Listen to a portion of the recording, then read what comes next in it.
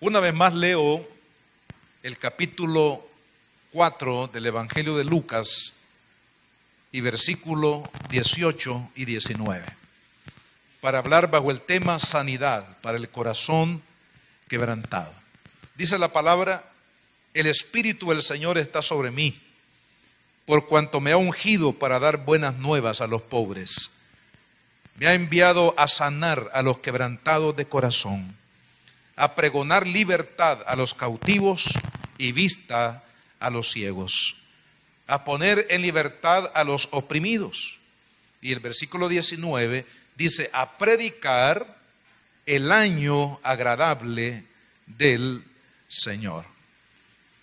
Esta palabra que Jesús está citando acá, en la sinagoga de Nazaret, cuando Jesús llega allí, según el versículo 16, dice que Jesús llegó a Nazaret como le era costumbre.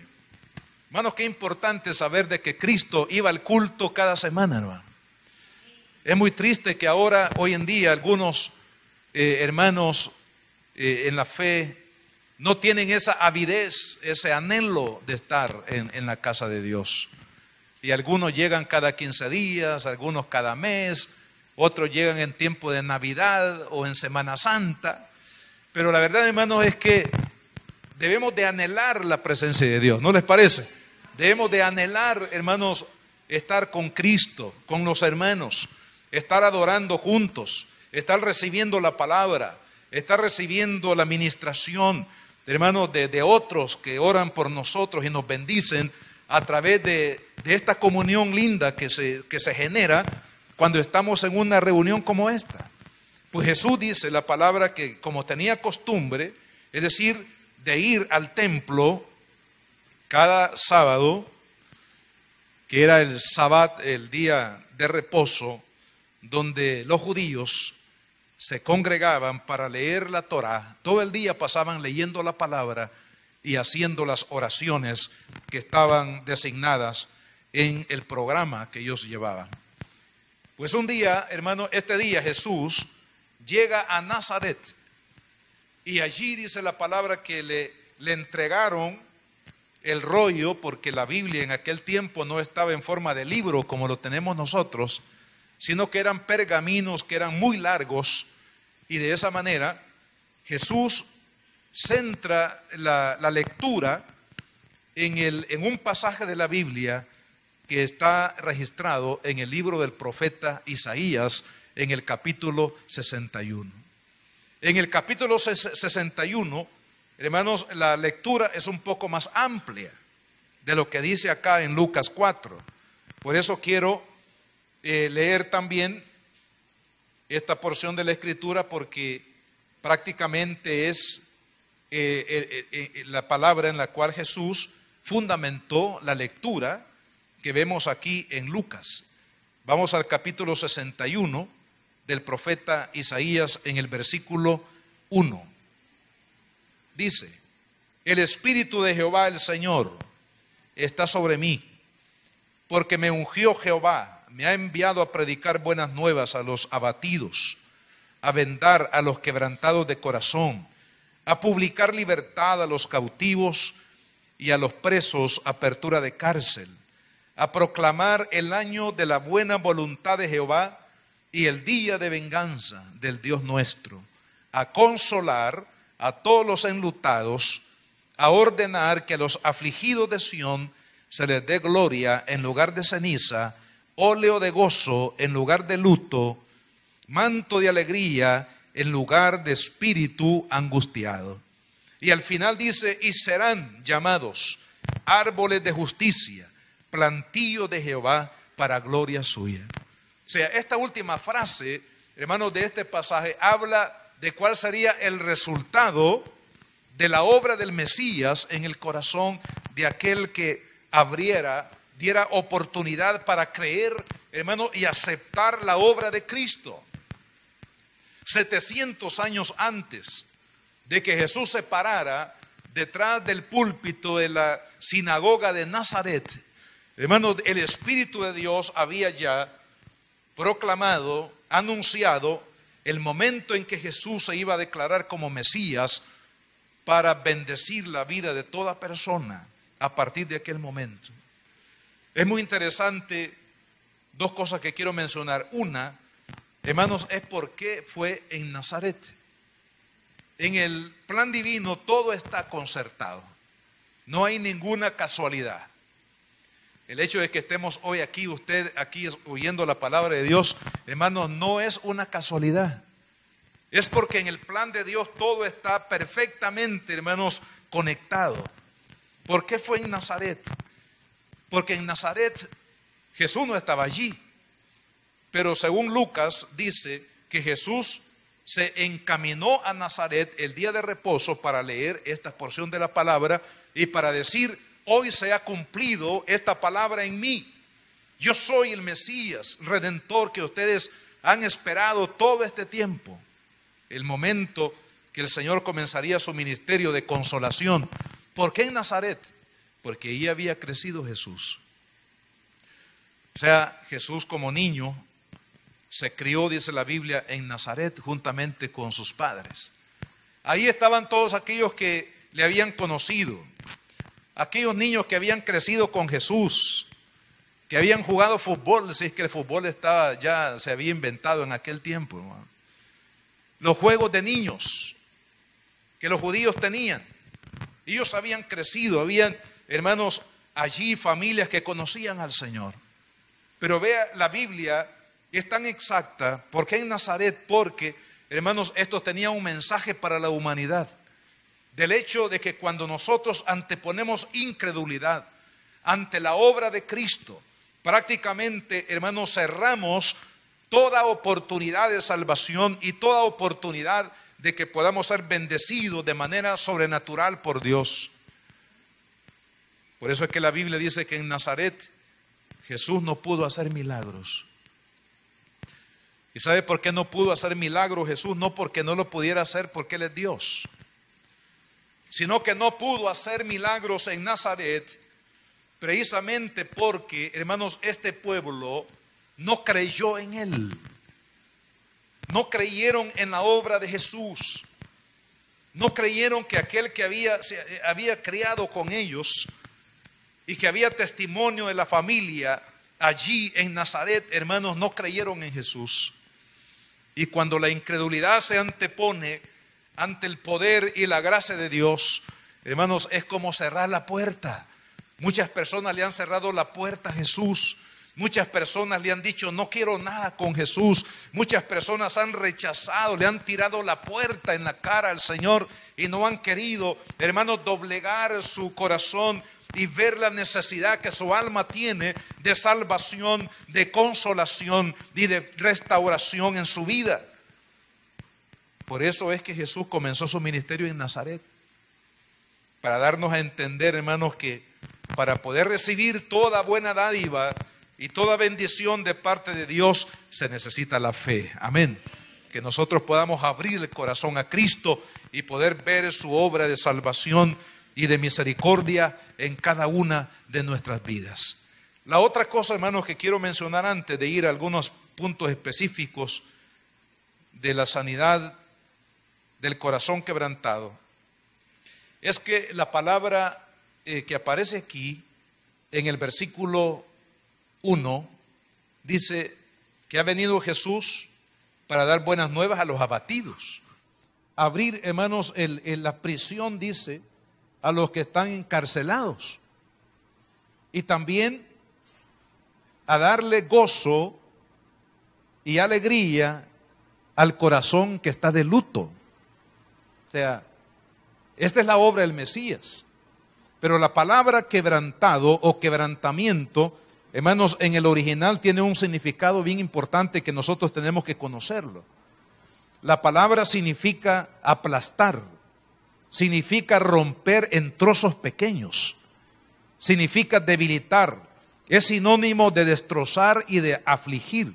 Hay otra palabra que se conecta con esta palabra quebrantamiento en el original, que significa desmenuzar, romper en pedazos por aplastamiento. Es decir, cuando algo pesado, por ejemplo, cae sobre una fruta, ¿qué pasa, hermano?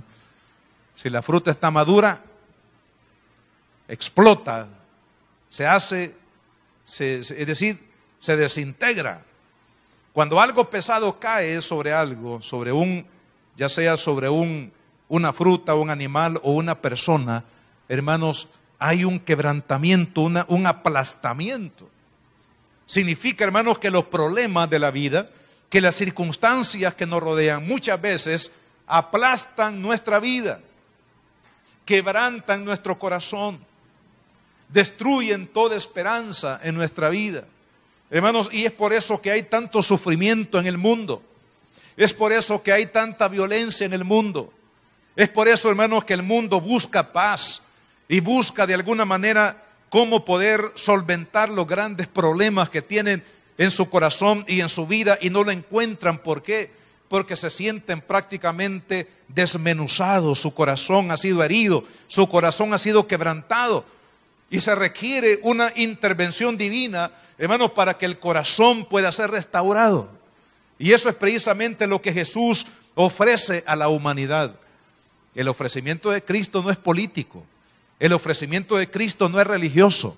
El ofrecimiento de Cristo no es material, no es de dinero, no es de riquezas materiales. Lo que Cristo ofrece, hermanos, es sanar el corazón quebrantado, es dar paz a aquel que no tiene, es dar salvación a aquel que está perdido, es restaurar, hermano, la vida de aquel que ha sido aplastado por los problemas o por la obra del diablo en su vida. Cristo, hermanos, es el sanador del corazón. Ahora quiero que nos hagamos la pregunta, ¿qué es lo que quebranta el corazón? Hace 15 días hablamos del rechazo que quebranta el corazón de una persona y que Dios también puede sanar el corazón que ha sido rechazado. Ahora quiero que veamos algunas cosas, hermanos, que complementarias a lo que hablamos hace 15 días atrás. Quiero hablar del quebrantamiento que produce el pecado.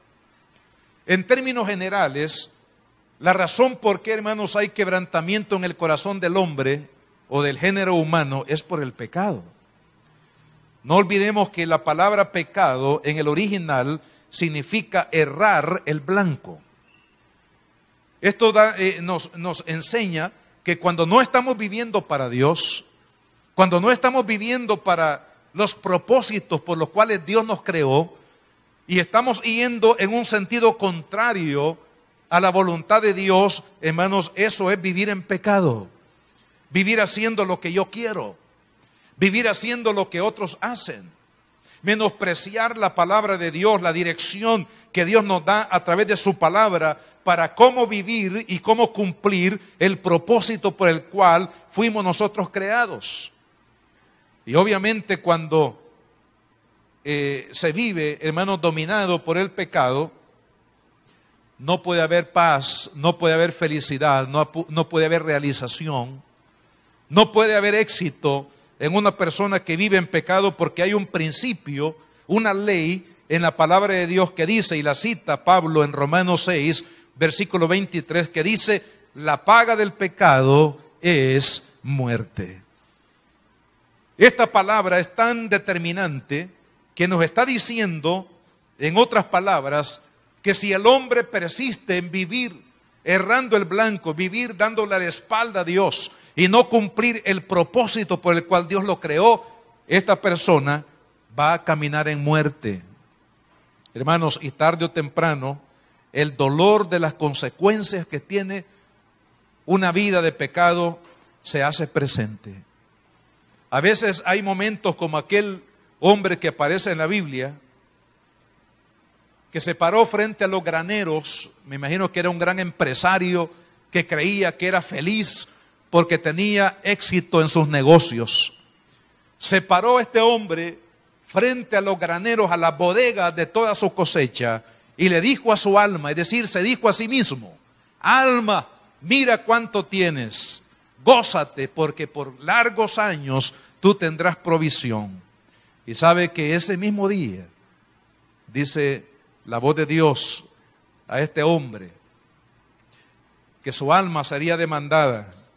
¿Y a quién le quedaría todo aquello por lo cual este hombre había trabajado? Eso se llama fracaso, hermano. Cuando una persona está centrada en sí mismo y cree que por el hecho de que tiene algún tipo de éxito en el amor, tiene éxito en los negocios, tiene éxito en lo que hace, creerá que está bien, pero no. Cuando una persona no está caminando con Dios, está caminando contra Dios. Y el que camina contra Dios, definitivamente, tarde o temprano, hermanos, la factura de los resultados o de las consecuencias va a venir a su vida. Y muchas veces es demasiado tarde. ¿Sabe que Adán y Eva pecaron? Desobedecieron a Dios conociendo la verdad. No pecaron porque ignoraban la voluntad de Dios, sino pecaron porque ya conocían la verdad de Dios, pues Dios les había dicho en el capítulo 3 del libro de Génesis, versículo 3, cuando la serpiente viene para tentar a Eva a que coma del fruto que Dios le había prohibido, ella dice, fíjese cuál fue el argumento de ella ante la insistencia de la serpiente, dice, es que Dios ha dicho que si comemos de este árbol que nos ha prohibido, ciertamente vamos a morir. ¿Qué significa eso? Que Eva y Adán pecaron conociendo cuál era la voluntad de Dios. No ignoraban la voluntad de Dios, pero aún así decidieron desobedecer. Ya todos sabemos cuáles fueron las consecuencias. La primera consecuencia fue que el corazón de ellos, hermanos, se apoderó el miedo, el temor. Dice la palabra que se escondieron porque temieron la voz de Dios que se oyó en medio del huerto en el cual ellos estaban. Por otro lado, sintieron la vergüenza por primera vez, estando desnudos, se avergonzaron el uno al otro, precisamente porque habían descubierto, hermanos, o más bien porque el pecado se había apoderado de sus conciencias, comenzaron a sentir lo que es la vergüenza, lo que es, hermanos, ofender a Dios, lo que es ir en contra de la voluntad de Dios, y no digamos las otras consecuencias que vinieron, como por ejemplo la muerte de uno de sus hijos de manera violenta, el derramamiento de sangre, hermanos, que hubo a partir de ese momento. El género humano hasta el día de hoy, fíjese, estamos hablando de más de 6,000 años, desde la creación, desde aquel momento hasta la época, hasta el día de hoy, hermanos, no ha cesado el derramamiento de sangre en la tierra. No ha cesado el dolor que produce el pecado en el corazón del hombre. No ha cesado, amado hermano, la tristeza, no ha cesado la vergüenza, no ha cesado la amargura, no ha cesado, hermanos, todo aquello que afecta, que daña el corazón del hombre. ¿Por qué? Hermanos, porque el pecado es el que ha traído precisamente quebrantamiento al corazón del hombre. Pero vea qué maravilloso, porque Cristo Jesús, cuando Él se para allí y dice, el Espíritu del Señor está sobre mí, me ha ungido para predicarles las buenas nuevas a los abatidos y a sanar el corazón quebrantado. ¿Sabe, hermano, que el Señor Jesús, a través de su muerte en la cruz del Calvario, solucionó el problema del pecado? Jesús, dice la palabra, aquí les voy a leer algunos versículos del capítulo 53 de esta profecía. Dice, ciertamente llevó nuestras enfermedades y sufrió nuestros dolores, y nosotros le tuvimos por azotado, por herido de Dios y abatido. Mas él herido fue por nuestras rebeliones, molido por nuestros pecados, y el castigo de nuestra paz fue sobre él, y por su llaga fuimos todos nosotros curados. Lo que nos está diciendo aquí la palabra es que Cristo, hermano, cuando Él murió en la cruz del Calvario, cuando Él resucitó al tercer día de entre los muertos, le dio un golpe mortal al poder del pecado sobre la vida del hombre. La verdad es que hoy en día, hermanos, el mundo sufre porque quiere. El mundo sufre ¿por qué? Porque le ha dado la espalda a Dios. El mundo sufre porque le ha tirado la puerta en el rostro a Cristo y no quieren nada con Dios, no quieren que Dios intervenga en su vida, y es por esa razón que el mundo sufre, porque Cristo ya pagó el precio, hermano. Ya Él murió por usted y por mí, ya Él nos liberó del pecado. Por eso la Biblia dice que aquel, hermanos, que cree en el Señor es verdaderamente libre, porque el Hijo de Dios vino a liberar a aquellos que estaban cautivos. Cristo Jesús es la respuesta para el pecado. Si hay quebrantamiento en su corazón, como consecuencia de sus hechos, como consecuencia de sus decisiones equivocadas, erradas en la vida, quiero decirle que usted tiene esperanza en Cristo, porque Él pagó el precio, dice, de nuestra paz. Bueno, qué interesante esta declaración que hace el profeta Isaías. Dice que fue molido por nuestros pecados, que fue herido por nuestras rebeliones. Y dice que el precio, hermanos, que tiene la paz que el hombre ahora puede vivir, la paz de Dios que el hombre puede vivir ahora tiene un alto precio. La paz que podemos vivir ahora, amado hermano, no ha venido de manera gratuita. No ha venido, hermanos, como efecto de una casualidad, sino que la paz que usted ahora puede vivir, la paz de Dios, la sanidad de su alma, tiene un precio y se llama la sangre de Jesucristo. Los sufrimientos del Señor en el madero, dice el profeta, son el precio para que usted y yo ahora podamos vivir en paz, podamos vivir en bendición, podamos vivir, hermano, con esperanza, libres del pecado, porque la obra de Cristo y el poder de su sangre ha hecho posible que usted y yo ahora tengamos victoria sobre el pecado. Entonces, si el pecado y su consecuencia, que es muerte, quebranta el corazón del hombre, ¿cómo puedo sanar? ¿Cómo puedo ser yo libre de este dolor causado por el pecado? Entréguese a Cristo, crea en la gracia de Cristo, crea en la obra del Señor, aplíquela por fe a su corazón y usted va a tener la paz que sobrepasa todo entendimiento, que es la paz de Dios cuando Él ha perdonado nuestra vida y nuestros pecados. En segundo lugar, hermanos, ¿qué es lo que quebranta el corazón? Hablemos de la desesperanza. La palabra desesperanza es lo contrario a la esperanza.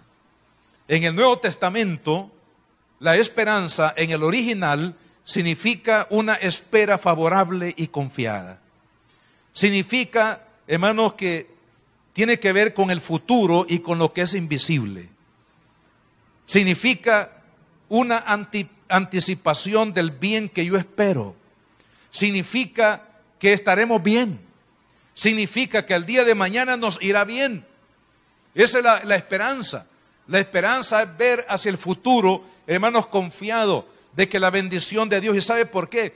Porque la esperanza está sustentada en la gracia de Jesucristo. Cuando una persona confía en Jesucristo, siempre, hermanos, va a haber hacia adelante una oportunidad, va a haber siempre adelante una provisión, va a haber siempre hacia adelante, no importa cuán oscuro sea el panorama que esté viviendo la persona, pero siempre sabrá que Dios traerá la bendición porque de Él dependemos. No dependemos de las circunstancias. No dependemos, hermanos, que el país tenga dinero o no tenga dinero. No dependemos que si el país está en paz o no está en paz. Dependemos de la gracia de Cristo. Y la esperanza nos ayuda a enfocarnos precisamente, hermanos, en la gracia de Dios, en su poder a favor de nuestra vida. Pero la persona que no tiene esperanza es una persona que vive triste, una persona que vive desmotivada, una persona que no le haya sabor a la vida, una persona que siente que no tiene ningún propósito para vivir. Y esto lleva muchas veces a las personas incluso a atentar contra su propia vida, pues no le hayan sabor a la vida, no le hayan esperanza a lo que hacen o a lo que viven. Quiero mencionarles por lo menos algunas cosas, hermanos, del por qué perdemos la esperanza. Primero, cuando centramos nuestra vida en los problemas y no en Dios. Dice la Biblia que en el mundo tendremos aflicción.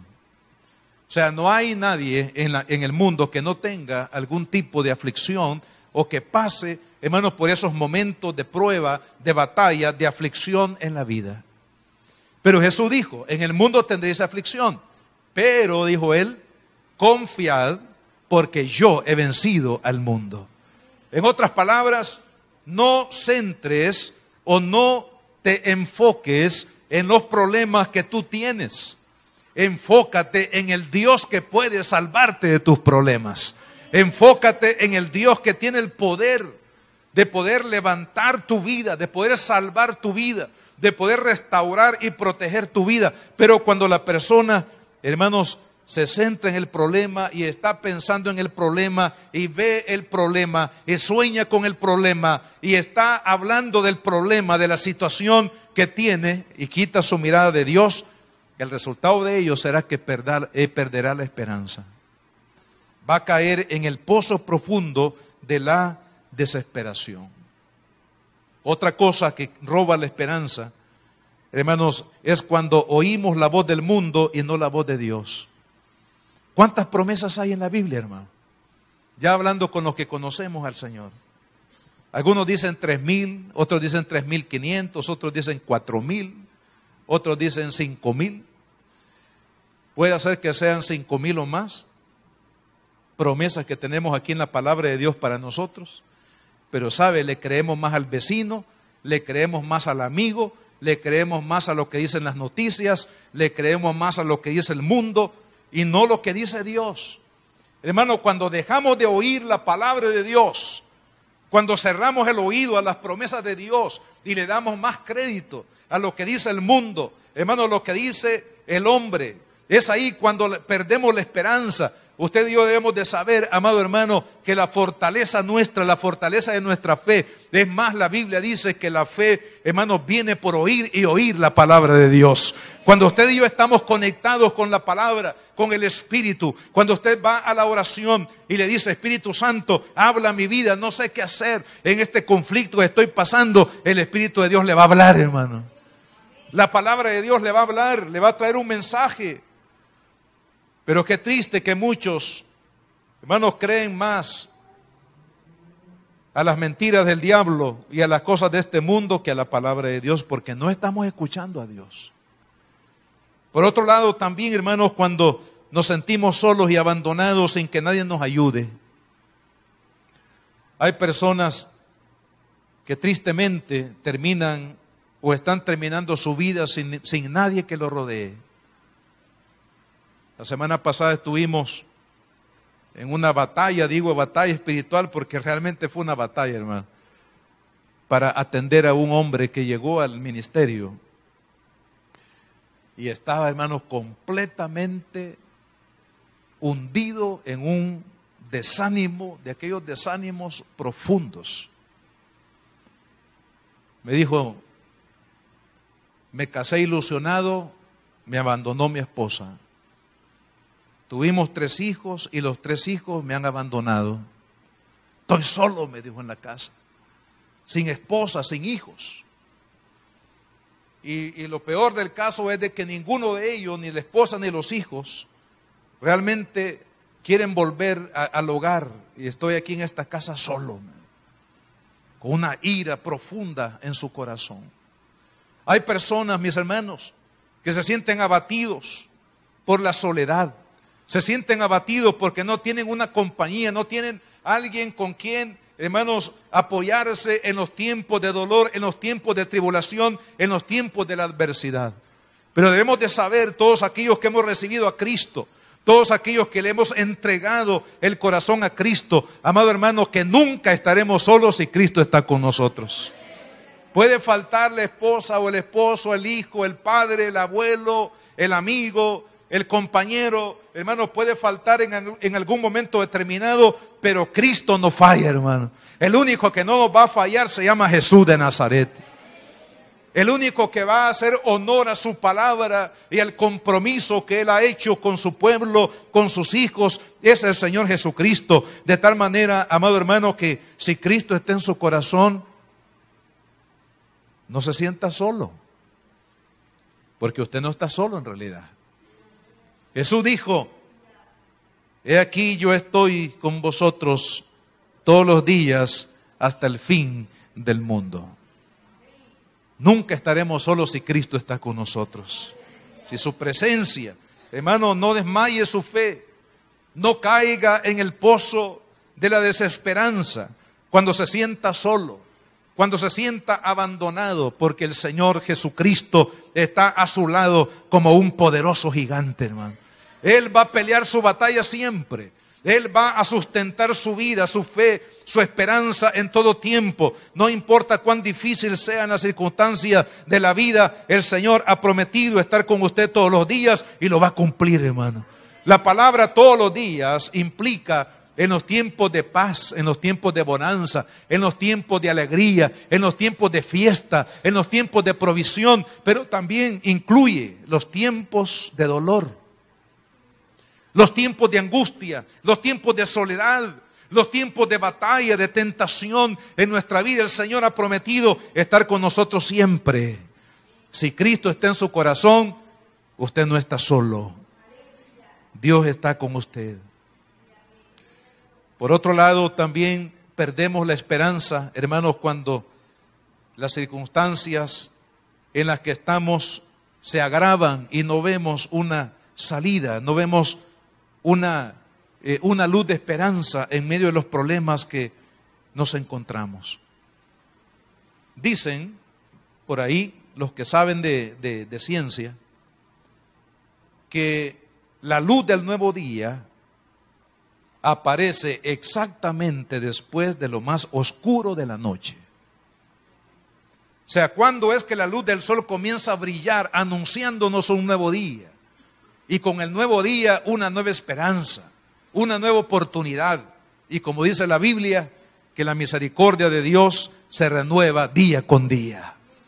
Pero ¿sabe cuándo aparece esa luz que nos da esperanza de un nuevo día? Exactamente, hermanos, de inmediato a lo más oscuro de la noche. Y esto nos habla, amado hermano, de cómo, a pesar de que no vemos muchas veces que las circunstancias cambien en el ritmo que nosotros queremos que cambien, pero Dios está allí, hermano. Dios está en control. Dios está en dominio de las circunstancias que usted y yo, hermanos, vivimos diariamente en nuestra vida, y no debemos de temer de ninguna manera, porque Dios, hermano, está con nosotros. La otra cosa que quiero mencionarles, no sé cuánto tiempo nos queda, de lo que quebranta el corazón. Primero hemos hablado del pecado y sus consecuencias. Segundo, de la desesperanza, es decir, la pérdida de la esperanza. Y tercero, hermanos, de el duelo o el luto. La Biblia habla, aquí mismo en este pasaje de la Escritura que hemos leído de Isaías, dice que Dios envió a su Hijo, a Jesús, el Mesías. ¿Para qué? Dice, a proclamar el año de la buena voluntad de Jehová y el día de venganza del Dios nuestro, a consolar a todos los enlutados, a ordenar que a los afligidos de Sión se les dé gloria en lugar de ceniza y manto de alegría en vez de espíritu, dice, afligido. ¿Qué nos está diciendo aquí la Biblia? Mire, si lo ponemos en contexto de lo que sucedió en la época de Isaías. Isaías profetizó antes del cautiverio de Babilonia. Eso significa que esta palabra no solamente era para nosotros hoy en día, sino que era una palabra de esperanza para Israel en aquel momento, en el momento, hermanos, de la restauración de Israel posterior al tiempo de cautividad en Babilonia. Era una palabra de esperanza. En otras palabras, Dios les estaba diciendo, miren, viene un tiempo de prueba, un tiempo de quebrantamiento, un tiempo que se van a sentir como desmenuzados, como aplastados por un gran peso. Pero también quiero anunciarles que Dios les va a dar una oportunidad de restauración. Dios va a levantar sus vidas si ustedes creen en Él. Después del cautiverio, después del sufrimiento, después del luto. Hermanos, porque hubo miles que murieron de Israel en la invasión de Babilonia. Hubieron muchas personas que murieron por efecto de la invasión. Hermanos, muchos hijos fueron arrebatados prácticamente de las manos de los padres para ser llevados en cautiverio a una nación que ellos no conocían. Entre ellos estaba Daniel y sus amigos, que fueron arrancados de los brazos de su familia, sin identidad, pues puesto que quitaron su identidad, sus nombres fueron cambiados, su lenguaje fue cambiado, su cultura fue cambiada, sus costumbres fueron cambiados. ¿Por qué?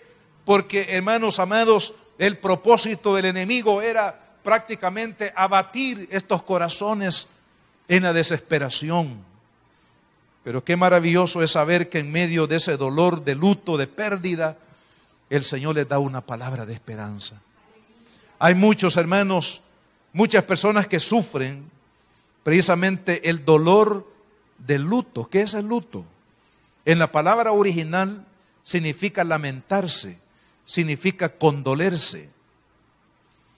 Representa el dolor por la muerte de un ser amado. Significa lamentación, endecha, tristeza, canto de tristeza. Está asociado con una palabra que también significa golpearse a sí mismo. Golpearse el pecho como evidencia del dolor y de lamento.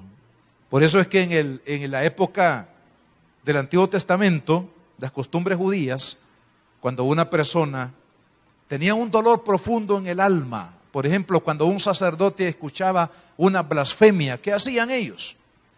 Una blasfemia que ellos oyeran, eso traía un dolor tan profundo en su alma al ver la ofensa a Dios, que rasgaban el vestido. Fíjese, se rasgaban el vestido en dos, como una evidencia de dolor. Lo mismo sucedía cuando una persona perdía a un ser querido y le llevaban la noticia de que su ser amado había fallecido o había muerto. Aquella persona, hermanos, también desgarraba su ropa como una expresión de dolor y se vestían con lo que se conoce en la Biblia como el cilicio. La ropa de cilicio era una ropa gruesa, bastante incómoda, oscura, con la cual la persona mostraba el luto que había en su corazón de manera externa. Hermanos, solo Dios sabe el dolor que sufre una persona que pierde un ser amado. Cuando a veces nos toca ir a predicar a un funeral o a una noche de velación, yo siempre le digo al Señor antes de poder compartir, le digo al Espíritu Santo, ayúdame para poder llevar una palabra de consolación a esta familia. Que no sean las palabras que yo puedo dar, el pésame, sino que sea tu Espíritu el que pueda llevar consuelo. Porque, amado hermano, es uno de los dolores más profundos del ser humano. El dolor por la pérdida, la separación de un ser querido, eso se llama duelo, eso se llama luto.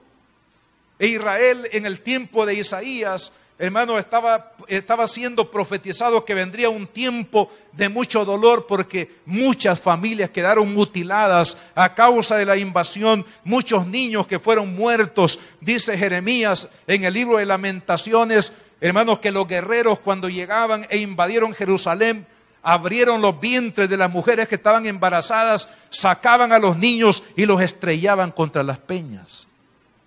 Imagínese usted, hermano, el dolor que puede causar para un corazón participar de este tipo de situaciones tan crueles, un dolor tan profundo. Es por eso que generalmente las personas que no saben cómo salir del pesar o el luto de su corazón, hermanos, se convierten en esclavos del sufrimiento permanente. Hay personas que sufren el luto por años y el dolor como que fuera ayer en su corazón indica que su corazón no ha sido consolado, no ha sido sanado de aquella pérdida. Hay muchas personas que viven en tristeza Y sabe que muchos se culpan y dicen, mire, es que yo si la hubiera llevado a tal hospital, si lo hubiera llevado a tal médico, si le hubiera dado tal medicina, y comienza la persona a culparse. Esta semana anterior yo recibí a una hermana que precisamente llegó para que oráramos por ella, porque tenía culpabilidad por la muerte de su hija. Me dice, hermano, ¿será que no hice lo que debía hacer? Que no la llevé a la clínica apropiada o al médico apropiado. Era un azote a sí mismo por la culpabilidad ante la pérdida de un ser amado. No, la verdad es que es un dolor que solamente Dios puede sanar, hermano. Pero vea lo que dice la palabra de Dios para aquellos que están enlutados, para aquellos que su corazón está herido a causa de la separación de un ser querido. Estas son las verdades que deben de consolar y de sanar su corazón. Primero, hermanos, que Jesús está con nosotros en el dolor. Cristo no está ajeno al dolor de alguien que ha perdido un ser querido. Te recuerda que Jesús llegó allí a visitar a las hermanas de Lázaro, allí en Betania, una ciudad pequeña que está cerca de Jerusalén. El Señor llegó allí frente a la cueva o al lugar de la tumba de su amigo Lázaro. Y cuando Él vio las lágrimas de María y de Marta, cuando Él escuchó y vio las lágrimas de aquellos que endechaban, hermanos, ahí alrededor, llorando por la muerte de su ser amado, dice la Biblia que son en una o en dos ocasiones que menciona la Biblia, hermanos, esta gran verdad. Dice, y Jesús lloró. Ahora, el llanto de Cristo nos dice que Él estaba empatizando. Él estaba, hermanos, sintiendo el dolor que había en el corazón de María, de Marta y de todos aquellos que estaban llorando ahí frente a la tumba. Cristo se estaba identificando, hermanos, con el dolor de la muerte o la separación de un ser querido. Quiero decirle que Cristo está en su dolor. Quiero decirle que Cristo lo acompaña en su dolor y en su necesidad. Él también llora. Él llora las lágrimas de aquellos que lloran por algunas circunstancias de la vida. Cristo está allí, amado hermano, también en el dolor que sentimos por la separación de nuestros seres amados. Descubrí algo bien lindo en esto, hermano, en este panorama bíblico de lo que se conocía como los endechadores. ¿Quiénes eran los endechadores? Eran personas que lloraban juntamente con aquellos que habían perdido un ser querido en los momentos de luto. Pero lo interesante es que los endechadores no eran artistas que iban a llorar ahí, hermano, para hacer una pantomima o para estar ahí tratando de impresionar engañosamente a las personas. No. Realmente los endechadores, en el sentido, hermanos, más amplio y correcto y profundo, eran personas que se identificaban con el que sufría. Se identificaban con aquel que sentía dolor por la pérdida de un ser amado y lloraban con él, hermano. Y se lamentaban. Esos eran los endechadores. Los que sentían el dolor de otra persona que estaba sintiendo la partida, la separación de un ser amado. Y eso es lo que hace Cristo, hermano. Cristo está en el dolor de su pueblo. Cristo está en el momento de la prueba de su pueblo. Cristo llora con los que lloran. Cristo sufre también con aquellos que sufren. La otra verdad, amado hermano, para aquellos que están en un proceso de luto, es que aquellos que mueren en Cristo Jesús, dice la palabra que es ganancia.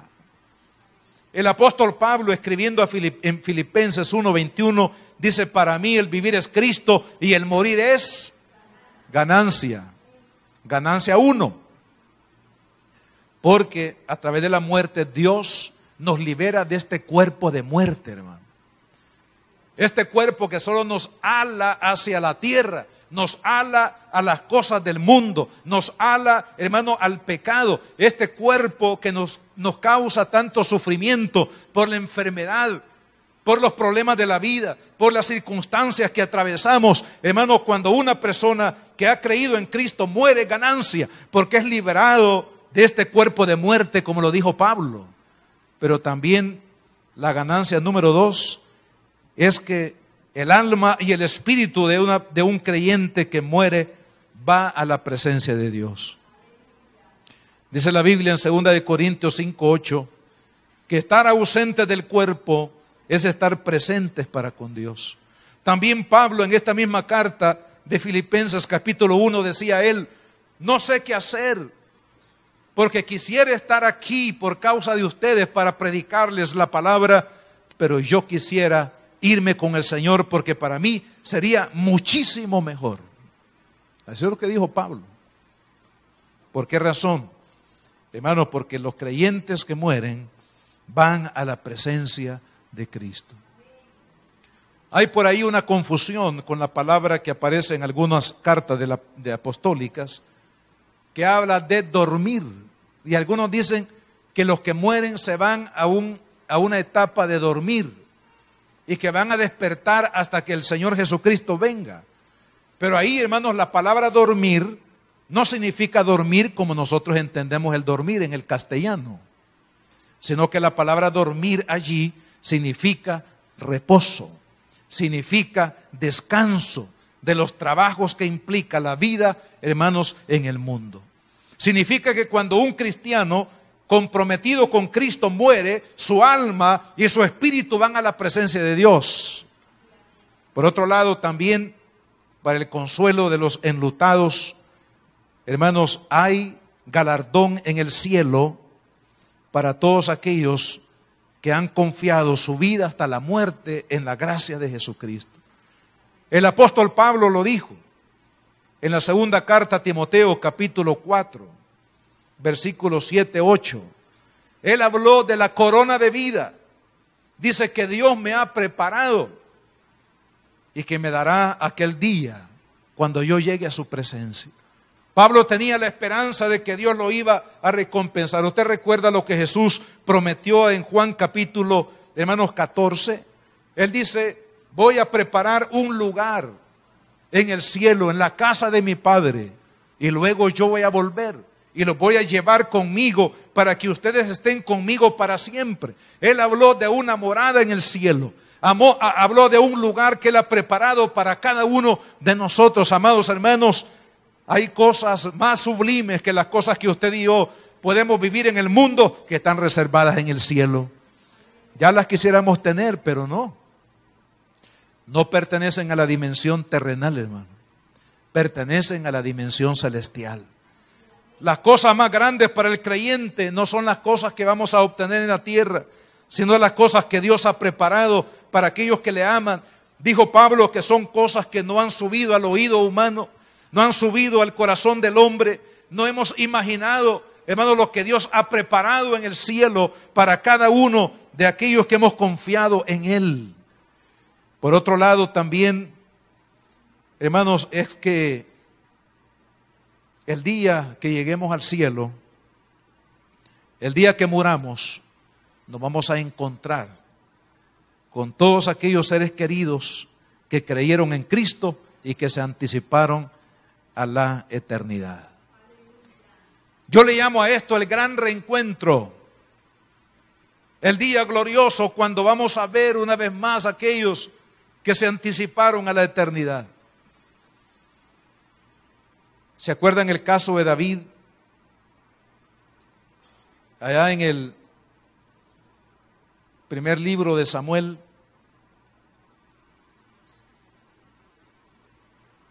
cuando David peca contra su siervo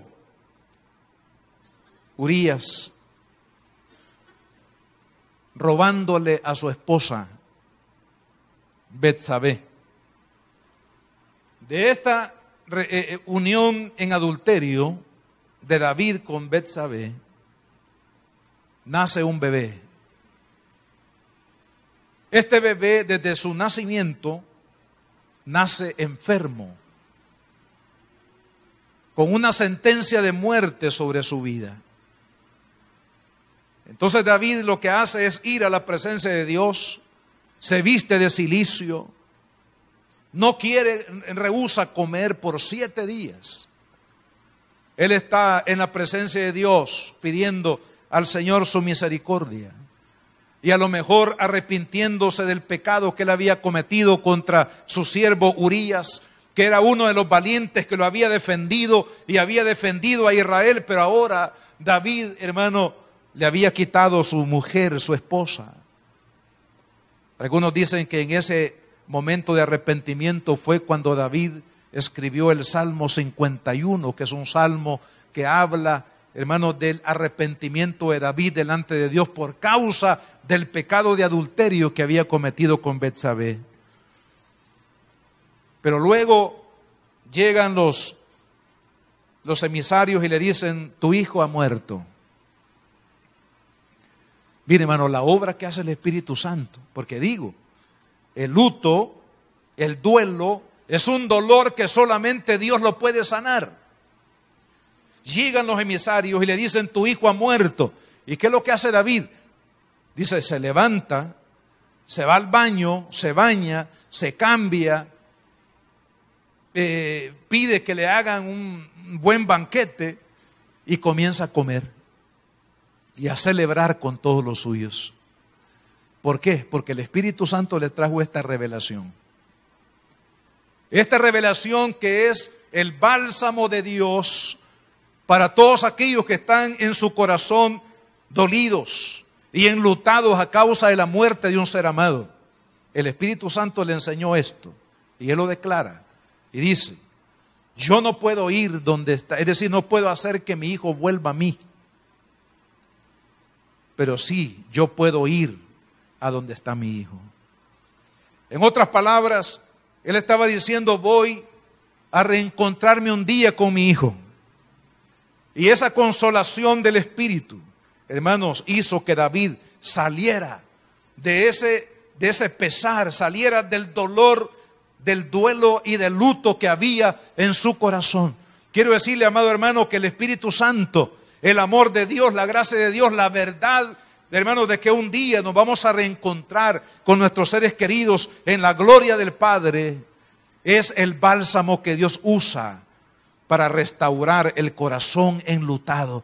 Por eso la Biblia dice acerca de Jesús que Él ha venido para sanar el corazón quebrantado y para dar esperanza a los enlutados, a darle gozo en vez de aflicción y espíritu atribulado. Y la otra verdad es que un día, hermanos, cuando Jesús venga, mire, va a pasar esto.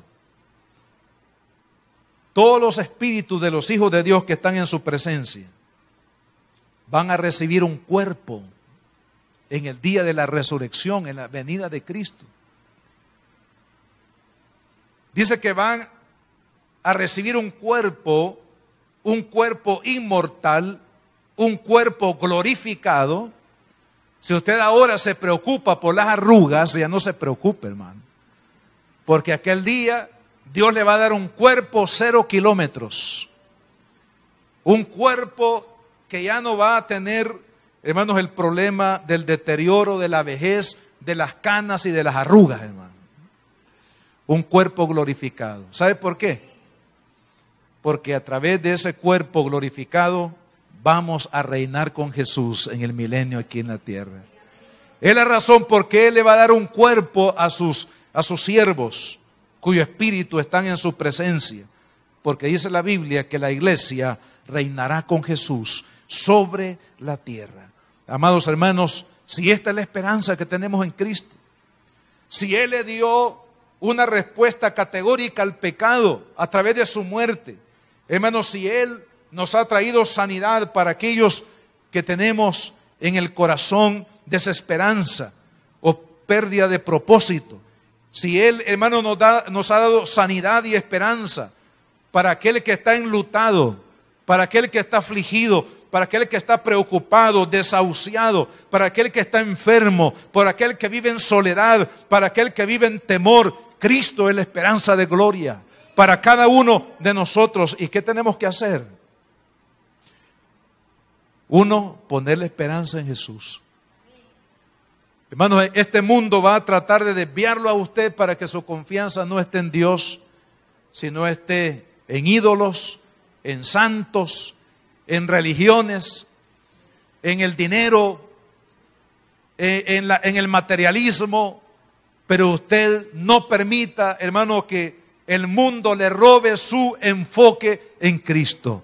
Nuestro enfoque tiene que ser Cristo. ¿Sabe por qué? Porque la Biblia dice: puesto los ojos en Jesús, el autor y el consumador de nuestra fe. Su mirada tiene que estar en Jesús. Segundo, confíe en que Jesús tiene el poder para sanarlo. Estaba recordando el caso de Bartimeo, el ciego, camino a Jericó. Él escucha que Jesús va allí pasando. Y él grita y dice: Jesús, Hijo de David, ten misericordia de mí. Él estaba bien enfocado en quién podía darle solución a su problema. Pero curiosamente, cuando él es llevado delante de Jesús, Jesús le hace una pregunta que parecería ilógica. Jesús le dice: ¿qué quieres que te haga? Cualquiera podría decir: esa pregunta ni se pregunta, porque obviamente el hombre era ciego y necesitaba sanidad. Pero la razón por qué Cristo le hizo esta pregunta es porque el Señor básicamente estaba, hermanos, preguntándole si él creía que él lo podía hacer. Si él creía que Cristo tenía el poder para sanarlo. Y yo le hago esa pregunta a usted este día también. ¿Usted tiene la seguridad de que Cristo puede sanar su corazón herido? ¿Usted está seguro que Cristo lo puede restaurar? ¿Usted está seguro que el poder de Jesucristo es capaz, hermanos, de sacarlo de esa prisión de desesperanza en la cual usted vive? En el rechazo, hermanos, en la soledad, en el temor, en la enfermedad. ¿Usted cree que Cristo tiene el poder? Si usted lo cree, Cristo lo va a hacer, hermano. Porque eso es lo que realmente Dios espera de cada uno de nosotros, que confiemos que en Él está el poder, hermano, para sanar toda herida y todo vacío de nuestro corazón. Y en tercer lugar, hermanos, pídale. Muchos se quejan y se lamentan de su condición, pero no le piden al Señor. ¿Sabe lo que dice la Biblia? Dice: el que cree en mí, las obras que yo hago, él las hará también, y aún mayores hará, porque yo voy al Padre, y todo lo que pidieras al Padre en mi nombre, o sea, en el nombre de Jesús, no en el nombre del pastor, ni en el nombre del santo, ni en el nombre del ídolo, ni en el nombre de la religión, ni en el nombre del gobierno, sino en el nombre de Jesús. Todo lo que pidieres al Padre, dice Cristo, en mi nombre, yo lo haré. O sea, la promesa está allí, hermano. Usted tiene que pedirle al Señor. Si usted cree que Cristo sana, salva, restaura, bendice, llena, cambia, hermano, y hace las cosas nuevas, pídale y dígale: Señor, llena este vacío, quita el luto, la tristeza, la amargura, el resentimiento. Señor, que abate mi alma. Y cuando usted le pide al Señor, Él lo va a hacer. Esta semana estaba recordando, releyendo un libro que se lo recomiendo, que se llama Corre, Nicky, corre. Es el testimonio de Nicky Cruz, que fue salvo allá en Brooklyn, Estados Unidos. Nació en Puerto Rico. Sus padres, bueno, eran 14 hermanos. Su padre y su madre estaban dedicados a la brujería. El padre era el líder y la madre era el medium, así le llaman en este ambiente de ocultismo. Era como la intermediaria de los espíritus inmundos que operan en este tipo de prácticas de brujería. Dice él que por 14 años que él vivió, porque a los 14 años salió de su casa, él vivió como un reo del miedo, porque por 14 años él vio todo lo que sus padres hacían y vio todas las manifestaciones demoníacas que se manifestaban en todas las sesiones que sus padres llevaban a cabo con personas que venían a buscar una intervención de este tipo para resolver sus problemas. Hermano, el problema de él fue precisamente el miedo, el temor. El temor se convirtió en un odio hacia sus padres y hacia toda autoridad. De tal manera que cuando llegó a Nueva York, se enroló en el mundo de las pandillas. Y ahí este hombre, hermanos, vivió tanto tiempo esclavizado. Dice que nunca conoció lo que es el amor. Nunca conoció y nunca oyó que alguien le dijera que lo amaba. Pero un día un predicador le habló y le dio este mensaje. Y le dijo: Nicky, Cristo te ama. Cristo te ama y quiere salvar tu alma. De momento, obviamente, como él nunca había escuchado que alguien lo amara, rechazó el mensaje y se volvió contra el predicador. Pero, hermanos, la palabra en un momento determinado hizo un efecto en su corazón y él se entregó a Cristo. Hermanos, la prisión de oscuridad de este hombre que había vivido en ese ambiente de satanismo, hermanos, que llenó su corazón de odio, de rencor, de miedo y de un rechazo hacia la sociedad, solamente Cristo lo pudo sanar. ¿Sabe, amado hermano? Cristo es el único que puede sanar el corazón. ¿Por qué? Porque la Biblia dice que Él vino para sanar el corazón quebrantado. Oremos al Señor. Padre, en el nombre de Jesús, te damos las gracias, Señor, por tu palabra, por tu Santo Espíritu. Ese Espíritu, Señor, la unción que estuvo en Jesús para liberar al cautivo, para dar vista al ciego, para sanar el corazón quebrantado y para restaurar los corazones. Es la misma unción que está aquí este día, la unción del Espíritu, la unción que rompe el yugo, la unción que sana las dolencias, la unción que sana el corazón que ha sido herido por el rechazo, por el pecado, por la desesperanza, por el luto, por la enfermedad o por cualquier otra causa. Señor, tú eres el único sanador. Te pido en esta hora, Señor, que sanes el corazón quebrantado. Que sanes, Señor, que quites toda tristeza, que quites todo dolor, que quites todo luto, que quites toda amargura, que quites, Señor, todo aquello que hiere el corazón de tus hijos, Señor. Porque eres tú el único que puede sanar nuestros corazones. Amado hermano y hermano, Cristo es nuestro sanador. Dígale a Jesús este día: Señor, tú sabes que mi corazón está herido, pero yo sé que tú lo puedes sanar, que tú puedes restaurar mi vida, que tú puedes llenar de paz, de gozo, de esperanza y de bendición, Señor, mi corazón, porque eres el único que puedes dar libertad a mi vida. Póngase de pie, mis hermanos.